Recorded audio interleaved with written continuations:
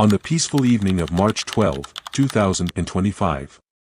Robert and Lynn Coventry, an elderly couple, had just wrapped up the day's proceedings, in their Glen Lorne residence in the affluent suburbs of Harare, Zimbabwe.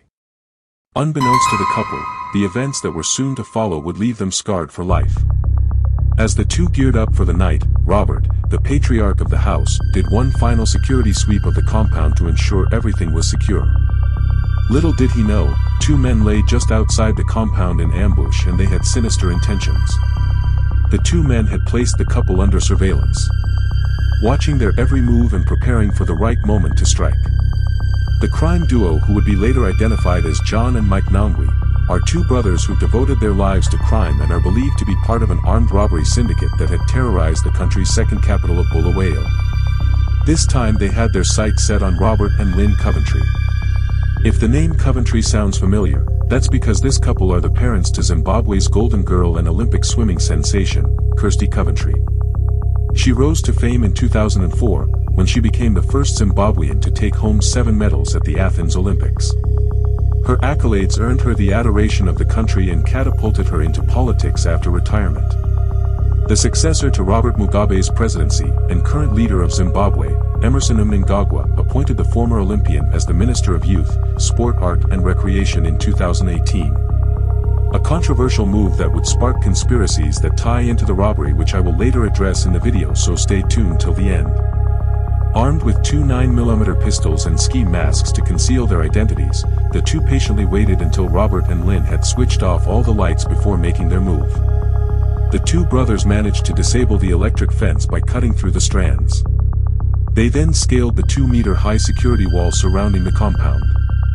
While this was all taking place, the couple had just dozed off when they were first alerted of the intrusion by the family chihuahua that was barking uncontrollably. Robert, hearing the commotion, decided to check why the dog was causing such a ruckus. He didn't expect it to be anything serious, as he noted in his statement to the police. He just assumed the dog was spooked by the howling of the wind and walked towards the living room unarmed. When he finally flicked the light switch on, that's when a startling realization kicked in.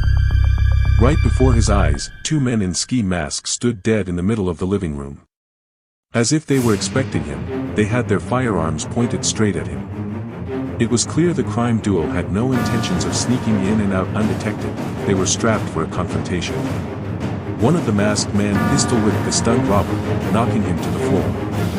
The elderly man moaned in agony as he hit the floor, and this alerted his wife Lynn, who was still in her bedroom. Thinking her husband has probably tripped and fell in the dark, she decided to follow him just in case he needed help. She had no clue she was walking into a trap. As soon as she walked into the living room, she was greeted by the sight of her husband on the floor, while 2 men stood over him. Before she could even process what was going on, she had a firearm pointed at her temple. The masked bandits hurled insults at the couple with the aim of instilling as much fear as possible. The elderly couple was instructed to lay on the ground, with their hands behind their backs. The two had their hands restrained with a pair of shoelaces. Once the 2 bandits were sure they had secured the couple, they got to work rummaging and ransacking the house. They didn't have to look any further for their first prized position. In the living room were the medals of the former minister, Kirsty Coventry, which her parents hung on display for guests to see. 2 gold, 4 silver, and 1 bronze medal quickly found their way into the robber's backpack. The brothers were just getting warmed up. They then proceeded to the bedroom of the couple. They stumbled into some gold earrings, pearl necklaces, and diamond earrings. They wasted no time packing those up and even went for the luxury watch collection that included Rolex and Breitling watches. In total, they managed to loot an estimated 60,000 worth of jewelry. The pair wasn't done yet. They weren't satisfied with just medals and jewelry. They demanded the couple show them the safe. This demand implied they had inside information about the couple's possessions. Fearing for his life and his wife's safety, Robert unlocked the safe and the criminals found $15,000. Alongside the cash, they also found the couple's hunting rifles, which they quickly snatched and added to their own arsenal of weapons. As if to add insult to injury, the two decided to add the former Olympian's swimming costumes to their list of stolen items. Yeah, you heard that right. The 2 men even stole women's swimming costumes.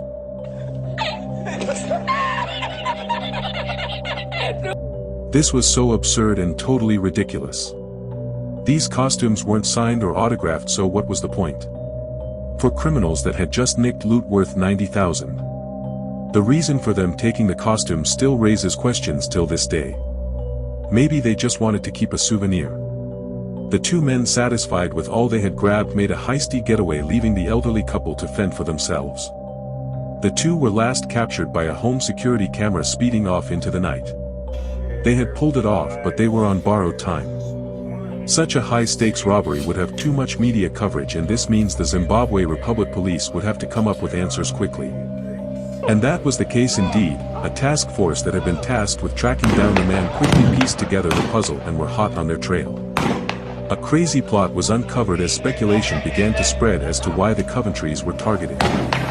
Since 2018, Coventry has served as Minister for Youth and Sport in the cabinet of Emmerson Mnangagwa, who ousted Robert Mugabe as Zimbabwe's president in 2017 and has overseen a brutal crackdown on opposition figures, supporters and journalists. Sport in Zimbabwe has not flourished on Coventry's watch. In 2022, FIFA imposed an 18-month ban from international competition on the Zimbabwe Football Association over government interference. Coventry ignored calls for her to resign in protest at her government's corruption and abuses. In 2020, in what was seen as a reward for her silence, she was offered and accepted the lease on part of a farm that had been stolen at the height of Mugabe's violent land grab more than 2 decades ago. Ben Freeth, 55, a Zimbabwean farmer and human rights activist whose family also lost out in the land grab and had their home burnt down, said he was appalled that the IOC should make her president after her record being in the ZANU government and her succumbing to the temptation of taking on a farm that hasn't been compensated for. All this ties into how the two men had uncovered their info on how to pull off the robbery. What are your thoughts? Share in the comments.